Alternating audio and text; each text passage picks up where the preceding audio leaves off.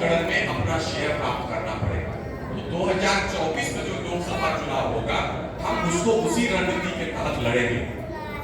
हमारी पार्टी के मेंबर उसी रणनीति के तहत कि 2025 का विधानसभा चुनाव हम जीत सके, 2025 के विधानसभा चुनाव में हम एक ताकतवर शक्ति के रूप में उभर सके, इसके लिए आवश्यक है कि हम लोकसभा चुनाव में भी अपनी उपस्थिति दर्ज करें। और यही 2024 में हम लोकसभा का चुनाव लड़ेंगे। कितनी सीट पर लड़ेंगे, कैसे लड़ेंगे, क्या उसके उपक्रम होंगे, वो हम आने वाले दिनों में तय करेंगे। हाँ, तो एक भाई साहब ने कहा अभी यहाँ पर कि भाई आपने घोषणा कर दी है, प्लुरल्स पार्टी के ने घोषणा कर दी है कि प्लुरल्स पार्टी के जो जनरल सेक्रेटरी हैं अनुपम कुमार सुमन हैं, वो चुनाव लड़ेंगे। हाँ, ये सत्य है, मैं चुनाव लड़ूंगा।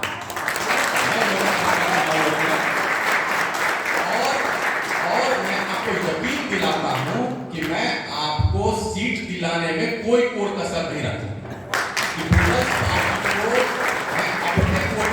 मैं अपनी तरफ से सीट दिला सकूं, इसके लिए मैं कोई कसर नहीं रखूंगा, क्योंकि मुझे पता है कि अगर आप लोगों में शक्ति भरनी है तो शक्ति का माध्यम मुझे बनना पड़ेगा। उसके लिए कितनी भी आग में जलना पड़े, लेकिन उस शक्ति को प्राप्त करने के लिए मुझे उसमें चलना होगा, तो वो मैं जलने के लिए तैयार हूं। लेकिन यह बहुत मुश्किल संघर्ष है। आप देश की राजनीति को देख रहे हैं, देश की स्थिति को देख रहे हैं। अब देश की राजनीति, मैंने भी पिछले 30-40 वर्षों से राजनीति देखी है, वो बिल्कुल एक्सट्रीम पर पहुंच चुकी है। वो राजनीति में हमेशा से साम दाम दंड भेद रहा, लेकिन अभी स्थिति बिल्कुल मार काट वाली हो गई कि ये प्रकारे आप विपक्ष का नाश कर देना है। और वो सब करते रहे हैं। कांग्रेस के जमाने में भी होता था, बीजेपी के जमाने में होता था, हमारे जमाने में भी होगा। यह होना ही है। अब जो राजनीति होती है वो बिल्कुल इसी तरह की राजनीति होती है, हॉस्टाइल राजनीति होती है, और उसके लिए सबको तैयार रहना पड़ेगा। हमको आपको भी तैयार रहना पड़ेगा कि अगर आप लड़ रहे हैं तो सामने वाले की शक्ति को देख करके लड़ना पड़ेगा।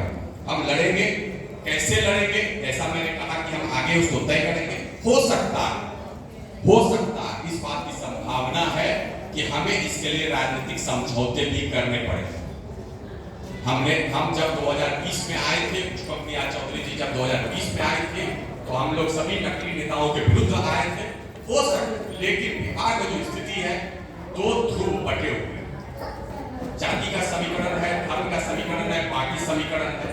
ऐसी परिस्थिति में किसी तीसरे फोर्स के लिए, किसी तीसरी शक्ति के लिए बिहार में जगह ही नहीं।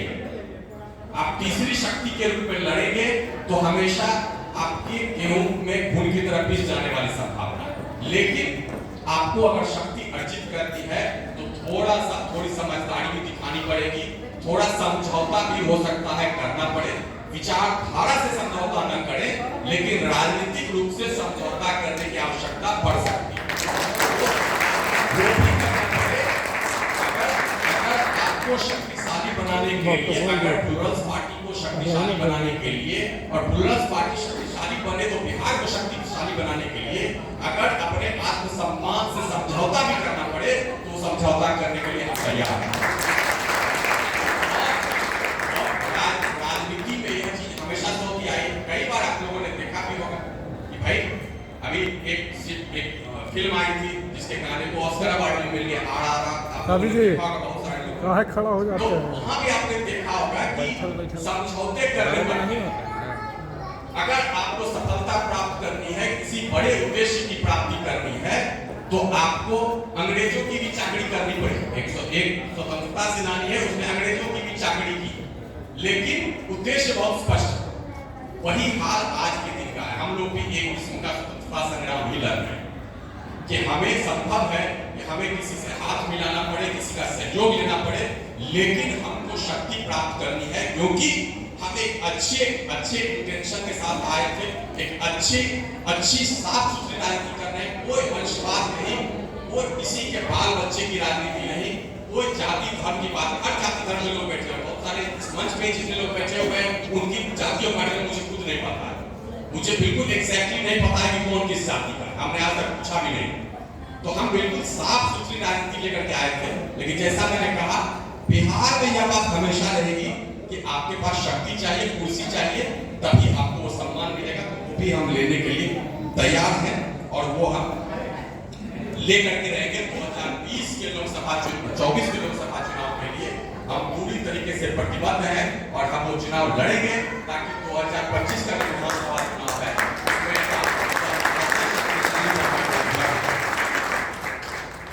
आप लोगों से बस यही कहना है कि जो कार्यकर्ता है, हम आपकी सीमाओं को जानते हैं। आज भी देखिए बिहार में हमारे लाखों कार्यकर्ता है, लाखों समर्थक है, लेकिन सब लोग एक जगह नहीं जमा हो पाते क्योंकि हमारे पास गांधी मैदान को भरने की क्षमता नहीं है। बहुत ईमानदारी वाली बात है। हम हर जिले में हम बस और ट्रक वालों को जबरदस्ती गुंडाई करके उनका बस ट्रक छीन नहीं सकते हैं। जो कार्यकर्ता, जो लोग आएंगे गांधी मैदान में, उनको हम 500-500 रुपया नहीं दे सकते हैं। उनके लिए हम भोज भात और नाच गाना का वहाँ इंतजाम नहीं कर सकते हैं। ये सारे काम जो दूसरे राजनीतिक दल करते हैं वो काम हम नहीं कर सकते हैं और ना ही हमारे कार्यकर्ता कर सकते हैं। तो हमारा समर्थन रहेगा, हमारे पास कार्यकर्ता होंगे। गांव-गांव में भी आप चले जाएंगे, आपको मिल जाएंगे। हो सकता है कि आपको 50-100 की तादाद में न मिले, 5-10 के तादाद में मिले, लेकिन मिल जाएंगे। अब उन सबको संगठित करने की जरूरत है, एकत्रित करने की जरूरत है, वो हम करेंगे। क्योंकि उन कार्यकर्ताओं और समर्थकों का सम्मान भी तभी बढ़ेगा जब हमारे पास शक्ति होगी। वो कह सकेंगे कि हाँ देखिए हमारी पार्टी के पास भी सीट है, हमारी पार्टी के लोग भी संसद में हैं या हमारी पार्टी के लोग भी विधानसभा में, तभी उनको भी, हमारे कार्यकर्ताओं का भी मनोबल बढ़ेगा, हमारे समर्थकों का भी सम्मान बढ़ेगा।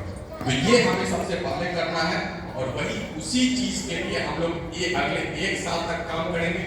आप लोग जहां भी हैं, जिस भी जिले में हैं, जिस भी कॉन्स्टिट्यूएंसी, लोकसभा कॉन्स्टिट्यूएंसी में हैं, जिस भी विधानसभा कॉन्स्टिट्यूएंसी में हैं, वहां पर आप पार्टी के साथ जुड़े रहें।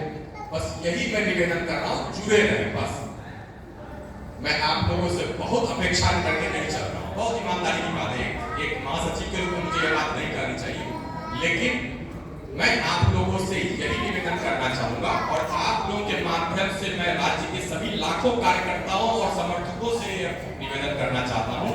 आप लोग अपने